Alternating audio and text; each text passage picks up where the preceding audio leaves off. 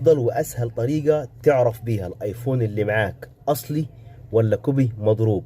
لو رايح تشتري بعد ما تشتري الجهاز او قبل ما تشتريه، ازاي تعرفه اصلي ولا مش اصلي او مضروب؟ تابع معايا الشرح. اول حاجة هتعملها تدخل على جوجل تكتب ابل تشيك بالعربي او بالانجليزي، هيفتح لك هنا الموقع الرسمي بتاع شركة ابل.